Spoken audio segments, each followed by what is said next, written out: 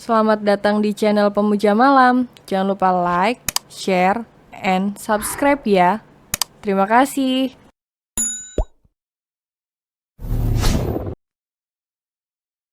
Chapter 2, Pak Dokter kangen saya cium lagi. Hai Kak, pulsa dong. Ujar seorang pemuda berseragam putih abu-abu. Pulsa yang berapa Kak? Tanya Azura sopan. Yang 100.000, Kak. Ini nomornya.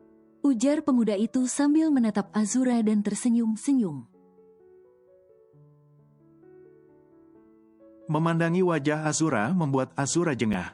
Tapi Azura hanya diam saja, sudah biasa. Sudah, Kak. Harganya 102.000 ya Kak. Ujar Azura lalu pemuda tanggung itu pun menyerahkan uang pas. Terima kasih, Kak. Kak, kan saya udah kasih nomor saya ke kakak. Giliran kakak dong kasih nomor kakak ke saya. Siapa tahu kita bisa jadi. Maaf dek, tolong kasih tempat untuk ibu itu. Ibu itu kayaknya sedang terburu-buru. Potong Azura membuat pemuda itu seketika cemberut dan menyingkir dari sana. Dasar anak-anak zaman sekarang, bukannya sibuk belajar, malah mau modus. Emang gue penyuka berondong? Nehi, mendingan sama dokter galak deh. Kok malah jadi ingat si dokter galak ya? Gumam Azura hingga tanpa sadar tersenyum sendiri saat melayani pelanggan.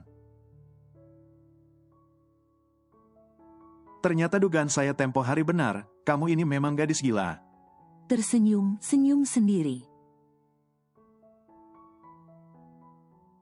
Cibir seseorang dengan nada sinis. Seraya meletakkan beberapa kotak jus kemasan dan minuman isotonik. Membuat Azura mengerutkan keningnya, dan mengalihkan pandangannya dari layar komputer ke arah seseorang itu. Mata Azura seketika melotot saat melihat siapa yang mencibirnya itu. Astaga, kok bisanya gue ngayalin tuh dokter galak ada di mari. Sepertinya otak gue perlu dirukiah nih. Gumam Azura sambil menepuk kedua pipinya agar sadar dari khayalannya. Tapi semakin kuat ia menepuk pipi. Orang itu tidak kunjung hilang dari pelupuk matanya. Hingga Azura berinisiatif mencubit pipi si dokter galak itu. Hei, apaan sih kamu? Tepis Arkandra saat Azura mencubit pipinya. Arkandra bahkan sampai mengambil sapu tangan dari sakunya. Dan mengelap pipinya yang dicubit Azura. Astaga, ini beneran Pak Dokter Galak, jadi gue nggak mimpi ini? Seru Azura dengan mata berbinar. Cepat hitung itu. Tita Arkandra tegas membuat Azura mengerucutkan bibirnya. Ish, ibu Pak Dokter ngidam apa sih pas hamil bapak? Kok galak bener? Cibir Azura sebodoh amat deh dibilangin kasir nggak ada sopan santun. Arkandra hanya diam seolah mengunci mulutnya. Enggan menanggapi celotehan Azura. Cek sekarang bapak dokter selain galak, ternyata bisu juga ya, diem aja. Percuma aja punya tampang cakep, tapi ditekuk mulu. Udah kayak orang patah hati. Jangan emang bapak lagi patah hati ya? Cerocos Azura seenaknya sambil menghitung pesanan Arkandra. Untung saja sedang sepi, jadi tidak ada yang mendengarkan omelan unfaedahnya. Kesal mendengar omelan Azura yang tiada henti. Arkandra membalik badan berniat meninggalkan begitu saja belanjaannya. Tahu Arkandra akan kabur begitu saja. Azura segera mengejar dan menghadangnya. Pak Dokter galak, mau kabur ya? Bayar dulu dong, pasti Pak Dokter mau alasan dompetnya ketinggalan. Terus mau kabur? Iya kan? Masa Pak Dokter kere sih? Padahal belanjaannya nggak banyak kok, cuma 132.200 doang. Malah nggak bisa bayar. Malu tuh sama gelar. Ledek Azura membuat emosi Arkandra rasanya ingin meluap-luap. Arkandra sudah kesal setengah mati. Ia mengangkat tangannya seperti ingin mencekik dengan gigi bergemeletuk. Kenapa? Marah? Mau cekik? Cekik nih kalau bisa. Atau Pak Dokter kangen saya cium lagi? Hayo ngaku wow. Ark, dasar gadis gila. Desis Arkandra yang rasanya ingin sekali berteriak. Lalu ia segera mengambil dompetnya dan mengeluarkan uang 100 ribuan 2 lembar lalu meletakkannya di tangan Azura. Tanpa kata, ia segera mengambil belanjaannya. Dan pergi dari hadapan Azura yang sudah tertawa terpingkal-pingkal. Pak Dokter galak, ini ada kembaliannya. Teriak Azura, tapi Arkandra mengabaikannya. Arkandra masuk ke dalam mobilnya sambil membanting pintunya dengan kasar. Sial banget sih, bisanya ketemu gadis gila itu lagi. Apa katanya tadi? Kangen dicium dia? Gila. Asli gila, bener gila. Dua kata yang patut disematkan pada seorang Azura Karenina. Pejuang tangguh. Di saat dunia seakan ingin menghancurkannya hingga menjadi serpihan debu. Di saat hidupnya terombang-ambing dalam sejuta kepelikan. Di saat penopang hidupnya justru meninggalkannya hanya berdua dengan sang adik. Ia tetap berusaha berdiri tegar. Menjadi pilar kokoh dan tembok pelindung bagi sang adik. Tak peduli sehancur apa dirinya, tak peduli selelah apa dirinya, ia akan tetap berjuang untuk kebahagiaan sang adik. Masa bodoh dengan hidupnya, masa bodoh dengan masa depannya. Yang penting ia tetap bisa menjaga dirinya dimanapun ia berada. Ia kini hanya hidup untuk adiknya. Juga untuk melunasi hutang orang tuanya yang tidaklah sedikit. Singkat cerita, sebenarnya Azura terlahir dari keluarga yang berada. Ayahnya bekerja di sebuah perusahaan besar dengan jabatan dan gaji yang cukup tinggi. Hingga ayahnya tergiur dengan tawaran sahabatnya, yang mengajak bergabung dengan usaha franchise yang tengah naik daun di kala itu. Ayahnya bahkan sampai menggadaikan rumah. Ia juga mengajukan pinjaman pada lembaga peminjaman dengan suku bunga tinggi. Sebutan kerennya rentenir berdasi. Awalnya usaha itu memang memberikan keuntungan yang besar. Dari situlah ayah Azura makin tergoda untuk mengembangkan lagi usahanya. Ia pun mengajukan pinjaman yang bukan main nilainya. Bukan ratusan juta, tapi miliar, 1,5 miliar. Saat uang tersebut cair, ia kembali mempercayakan semuanya pada sahabatnya itu. Tetapi setelah uang itu diserahkan pada sang sahabat, ia justru tiba-tiba menghilang. Ayah Azura mencoba mencari keberadaannya ke sana kemari namun hasilnya nihil. Dan yang lebih mengejutkan lagi, saat ayah Azura datang ke kedai makan cepat saji hasil franchise miliknya, ternyata kedai itu telah berganti pemilik. Akibatnya, ayah Azura jatuh sakit. Lalu saat ibunya hendak mengantarkan ke rumah sakit, keduanya terlibat kecelakaan hebat yang menewaskan mereka berdua. Meninggalkan Azura dan Melody serta hutang-hutang yang tidak sedikit. Azura datang ke klub malam tempatnya bekerja, dan langsung merebahkan kepalanya di meja bartender membuat Leon tersentak. Heh, kutil, ngagetin aja lu. Galau? Ya galau aja, jangan kayak orang mau mati gitu. Cetus Leon kesal. Diam lu Leona. Sinis Azura, gue Leon, bukan Leona. Emang gue cowok apaan dipanggil Leona? Entar gue dikira cowok jadi jadian gara-gara mulut nggak ada akhlak lu itu. Emang lu nggak ada akhlak? Enak aja lu sekate-kate. Emang salah kata gue? Cibir Azura dengan menaikkan sebelah alisnya. Kalau lu emang ada akhlak, lu nggak bakalan jualan minuman haram kayak gitu.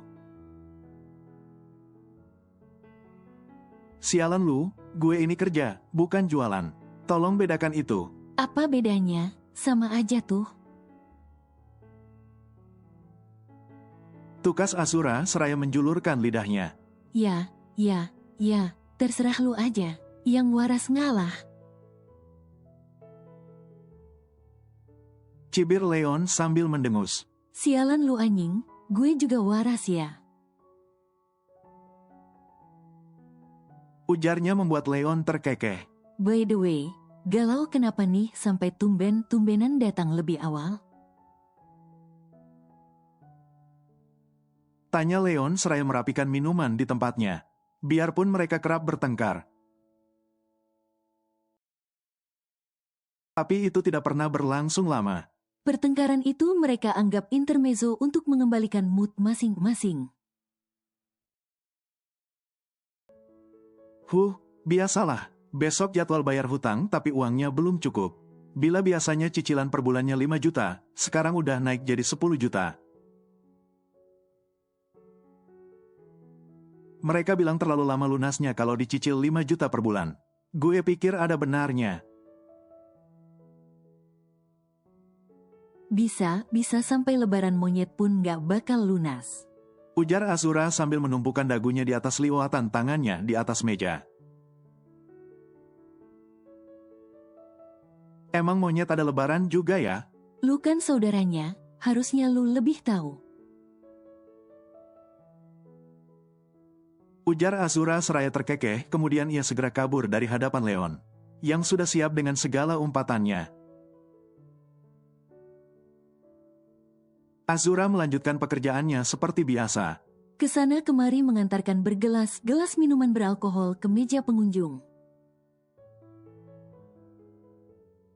Seperti tak kenal lelah, ia lakukan pekerjaannya dengan penuh semangat. Saat sibuk mengantarkan minuman haram itu ke meja pengunjung. Ada sepasang mata yang menatap heran bercampur kaget. Sebab lagi-lagi ia bertemu dengan gadis menyebalkan itu. Sebenarnya bukan bertemu, tapi melihat. Sebab sampai saat ini gadis itu tidak menyadari keberadaannya. Bisa kacau pikirnya kalau gadis itu melihat dirinya. Bisa ia tertular jadi gila setelah terlalu sering berinteraksi dengan dirinya. Wow, lihat pelayan itu. Cantik banget. Bro, penampilannya juga beda sendiri. Biarpun gak terlalu terbuka seperti yang lain. Tetap aja nggak bisa menutupi kecantikan dan body seksinya. Tukas seorang pria yang duduk tak jauh dari Arkandra. Dalam hati Arkandra mencibir. Mau berpakaian lebih sopan dari yang lain, tetap saja dia itu pekerja di klub malam. Siapa yang tidak tahu pelayan klub malam? Pasti pekerjaannya bukan hanya sekedar melayani mengantarkan minuman, tapi bisa lebih. Pelayanan plus istilahnya. Pakaian tidak menjamin sifat baik seseorang. Itulah yang ada di benaknya. Ini minumannya, Kak. Ujar Azura seraya meletakkan beberapa gelas minuman sesuai pesanan pelanggan. Silahkan dinikmati. Ujar Azura lagi lalu ia segera membalik badan hendak melanjutkan pekerjaannya. Hei, cantik, ayo temani kami di sini. Tiba-tiba sebuah tangan mencengkeram lengan Azura dan menghentaknya. Hingga tertarik ke belakang dan hampir limbung ke atas tubuh si penarik. Tapi dengan sigap, Azura mengendalikan tubuhnya. Agar tidak sampai terjatuh, lalu ia segera menghempaskan tangan lelaki itu. Tolong yang sopan ya, Tuan. Ujar Azura dengan menekan suaranya tanda ia tidak menyukai tindakan sang lelaki. Cih, sok jual mahal sekali. Ejeknya membuat Azura geram. Kalian para lelaki ini aneh. Bila seorang perempuan berusaha menjaga dirinya dikatakan sok jual mahal. Bila mereka terlalu mudah disentuh, malah diejek murahan. Jadi sebenarnya kalian para lelaki ini mau apa?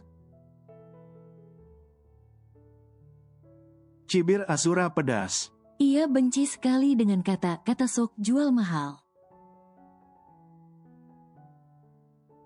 Ternyata mulutmu itu cerewet sekali, Nona. Sudah seperti mulut emak-emak komplek. Ejeknya seraya terkekeh. Ayo, kemarilah, mari kita bersenang-senang.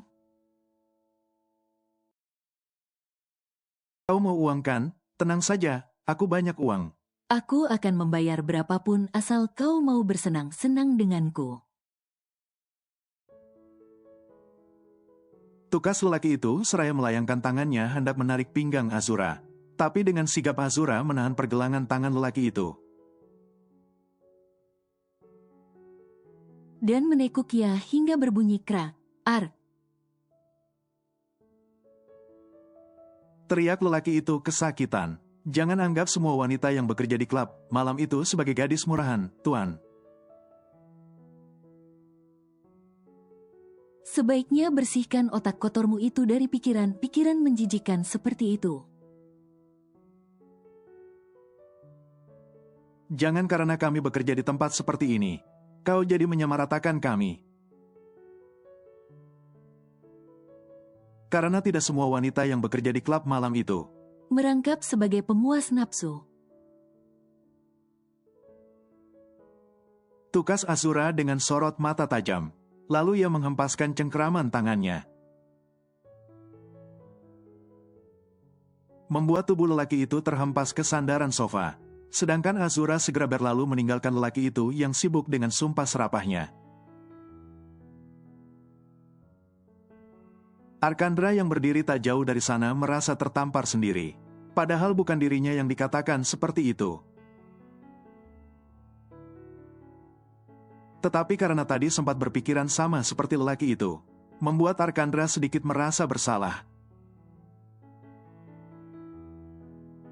Kurang ajar, dasar gadis brengsek. Tunggu pembalasanku, aku pasti akan membalasmu sialan. Teriak lelaki itu ingin menyerang Azura, tapi ditahan temannya. Lepas, biarkan aku membuat pelajaran dengan jala. Itu. Pekik lelaki itu ingin melepaskan diri dari cengkeraman temannya. Sabar, bro, ini bukan tempat yang bagus untuk membuat pelajaran. Kau mengerti maksudku kan? Sahut teman lelaki itu sambil menyeringai. Ya, kau benar. Balasnya ikut menyeringai. Waktu sudah menunjukkan pukul 2 dini hari. Sudah waktunya Azura bersiap untuk pulang. Lalu lintas saat jam itu sungguh sangat sepi. Hanya sekitar 2-3 kendaraan roda 4 saja yang terkadang lewat. Pangkalan ojek cukup jauh dari sana. Angkutan umum hanya terlihat di pagi hingga malam sebelum jam 10. Jadi tidak memungkinkan untuk Azura menaiki mobil sejuta umat itu. Naik taksi tentu boros untuk ukuran Azura yang pengeluarannya sudah sangat besar. Beruntung ia telah memiliki motor Jupiter MX kesayangannya. Meskipun second, tapi masih sangat layak pakai dan masih sangat gagah serta kokoh. Tidak seperti gadis yang lain yang lebih suka dengan motor matic, ia justru menyukai motor bebek sport. Jupiter MX Azura sudah keluar dari pelataran parkir klub malam tempatnya bekerja. Ia mengemudikan motornya bak pembalap profesional. Namun saat mengendarai motornya, ia merasakan seperti ada sebuah mobil berwarna hitam yang tampak mengekorinya dari semenjak di klub malam. Hingga hampir setengah perjalanan ini, Azura pun makin mempercepat laju motornya. Sadar incarannya sudah menyadari keberadaan mobil mereka. Dua orang yang berada di dalam mobil itu pun menaikkan kecepatannya. Hingga mobil mereka bersisian dengan motor Azura. Lalu mereka memepet motor itu. Hingga membuat Azura kehilangan keseimbangan dan terjatuh di atas trotoar. Ark bangsat. Umpat Azura saat motornya terbalik membuat kakinya terjepit. Motor yang berat, ditambah kakinya yang mulai nyeri. Membuat Azura sedikit kesulitan berdiri. Tapi bukan Azura namanya bila langsung menyerah dan merasa kalah. Sekuat tenaga, ia tahan rasa sakit itu untuk berusaha berdiri sambil menegakkan motornya. Setelah berhasil, ia menatap nyalang dua orang pria yang baru saja turun dari sebuah mobil hitam. Kedua pria itu pun berjalan mendekati Azura dengan kedua tangan berasa di saku celana. Mereka menatap sinis Azura dengan wajah angkuhnya, seolah mereka begitu hebat dan tak bisa diremehkan. Tanpa rasa takut, Azura pun ikut mendekati kedua orang itu dengan seringai di bibirnya. Oh, ternyata kalian, para banci yang cuma berani sama perempuan. Cibir Azura dengan tersenyum sinis. Ternyata mulutmu masih saja tajam padahal sudah terdesak seperti ini. Tapi tak apa, karena sebentar lagi mulutmu pasti takkan mampu berkata tajam lagi. Sebaliknya kau akan kami buat menjerit nikmat di bawah kungkungan kami. Cibir pria yang sempat ingin melecehkan Azura di klub malam tadi. Azura terkekeh mendengarkan sesumbar pria itu. Apakah kau mampu? Ejek Azura lalu diperhatikannya secara seksama pria itu dari atas ke bawah. Apakah milikmu segagah itu hingga mampu membuatku menjerit nikmat? Ah, mengapa aku meragukannya ya? Lihat saja, tonjolannya saja hanya sebesar ini. Bagaimana bisa membuatku menjerit nikmat? Yang ada baru 3 detik langsung muntah. Ejek Azura seraya membuat kepalan dari tangannya yang kecil, untuk menggambarkan ukuran kejantanan lelaki itu. Kau kurang ajar. Sepertinya kita harus segera membungkam mulut tajamnya itu. Supaya dia tahu siapa kita. Desis lelaki itu sambil berbicara dengan temannya. Ayo, aku juga sudah tak sabar ingin menikmatinya. Dan membuatnya takluk di bawah kungkunganku. Desis teman lelaki itu yang ditanggapi kekehan oleh Azura. Lalu lelaki itu bergerak untuk menangkap Azura. Tapi dengan sigap Azura menangkap pergelangan tangan salah satu lagi lelaki itu. Dan menekuknya ke belakang hingga membuat lelaki itu mendesis kesakitan. Kemudian tanpa aba-aba Azura langsung menerjang bokong lelaki itu.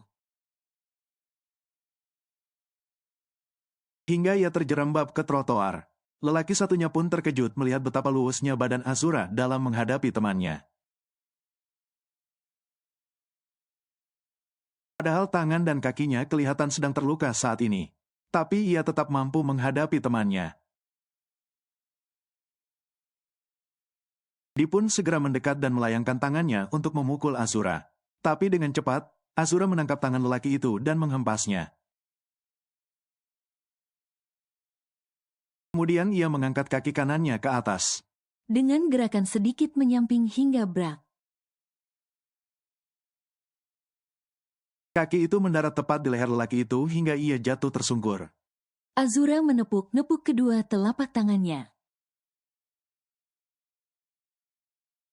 Seperti membersihkan kotoran sambil menyeringai. Jangan meremehkanku, bro. Kekeh Azura. Itu akibatnya bila macam-macam denganku. Jangan sekali-kali kalian berani macam-macam lagi denganku. Kalau tidak, jangan salahkan aku bila membuat milik kalian tidak bisa kembali menegang. Desis Azura seraya menatap tajam pada kedua lelaki itu. Kedua lelaki yang masih terkapar kesakitan di trotoar itu pun langsung menangkupkan kedua telapak tangannya, menutupi junior mereka dengan mata membelalak. Oke, kami janji takkan mengganggumu lagi. Benar, kami janji takkan mengganggumu lagi. Maafkan kami. Tukas keduanya bergantian membuat Azura tersenyum mengejek. Dasar lemah, dasar payah. Kemudian Azura segera kembali menaiki motornya, dan meninggalkan kedua lelaki itu yang masih berusaha berdiri menahan sakit. Gadis gila, ternyata kau hebat juga. Desis Arkandra dari balik kemudinya. Ya, saat di klub malam tadi, Arkandra sempat mendengar pembicaraan kedua orang itu. Sebenarnya Arkandra tak mau ambil pusing, tapi tiba-tiba naluri kemanusiaannya muncul. Ia tak tega saat tahu ada seseorang akan dilecehkan. Karena itu, ia pun membuntuti kedua orang itu. Dan benar saja kedua orang itu ingin menangkap Azura untuk dilecehkan. Tapi sungguh di luar dugaan. Azura justru dapat menangani kedua orang berotak mesum itu dengan mudahnya. Bila ada seseorang yang bertanya, apa tempat yang tak pernah sepi selain pasar? Maka jawabnya adalah rumah sakit. Mereka datang ke rumah sakit untuk berbagai tujuan. Mulai dari check-up kesehatan, kontrol kesehatan, berobat,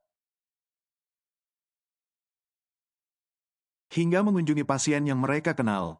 Di pagi ini Arkandra kembali disibukkan dengan kegiatannya. Yang dimulai dari visit pasien yang berada di bawah pengawasannya. Setelah selesai, ia pun bergegas kembali ke ruangannya. Untuk mempelajari catatan kesehatan pasien yang akan ditanganinya. Kau, mau apa kau kesini? Desis Arkandra dingin saat melihat seorang perempuan cantik duduk santai di ruangannya.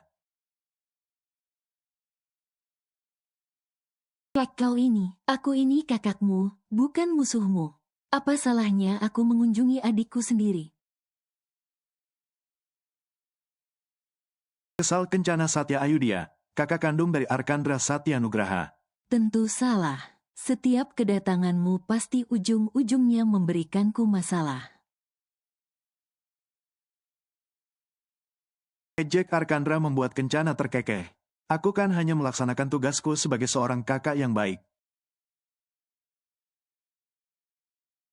Apa salahnya aku memperhatikan adikku sendiri? Ingat, umurmu sudah berapa? Ada apa lagi kali ini? Jangan bilang kau belum bosan untuk menjodohkanku dengan gadis-gadis itu. Desis Arkandra kesal, sebab setiap kedatangan Kencana pasti berujung memintanya datang ke Kencan Buta. Tentu belum, aku takkan pernah bosan. Sampai kau benar-benar menikah dan mengambil alih dan memimpin Satya Medika. Sudah aku bilang aku tidak akan menikah. Dan aku juga tidak suka bekerja di perusahaan. Tegas Arkandra, Kencana mendesah lelah sambil menggelengkan kepalanya. Sampai kapan? Jangan karena sampah itu. Kau jadi membiarkan perusahaan yang harusnya milik kita jatuh ke tangan bajing. Itu. Tegas Kencana dengan suara meninggi. Kalau kau mau, kau saja yang memimpin. Andai aku laki-laki, aku tidak akan bersusah payah memintamu memimpinnya. Andai garis kepemimpinan tidak harus jatuh ke tangan anak laki-laki. Aku pasti akan maju tanpa melibatkanmu.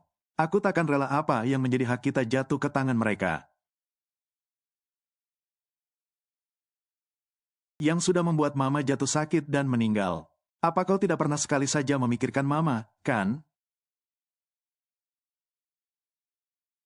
Jangan egois kamu, jangan hanya karena luka masa lalumu.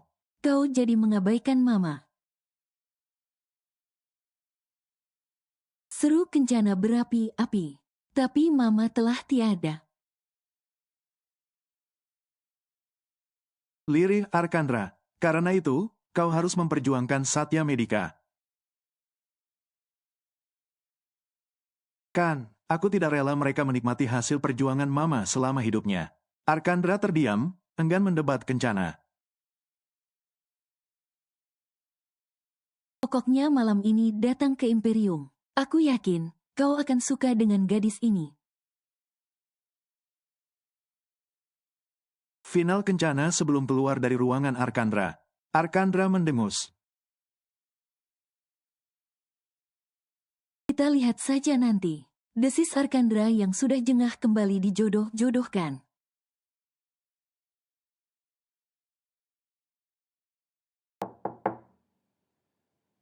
Terdengar pintu diketuk berulang kali tanpa jeda, membuat Azura,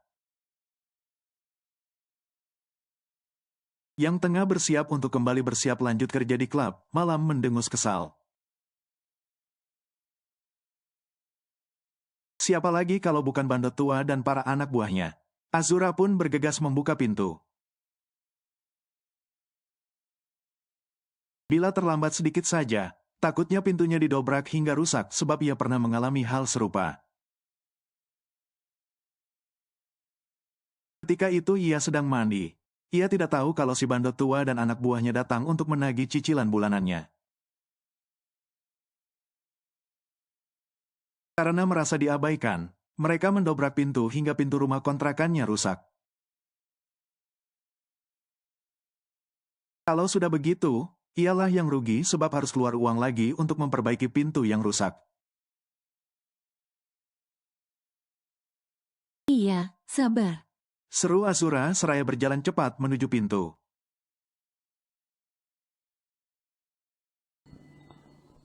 Bersambung.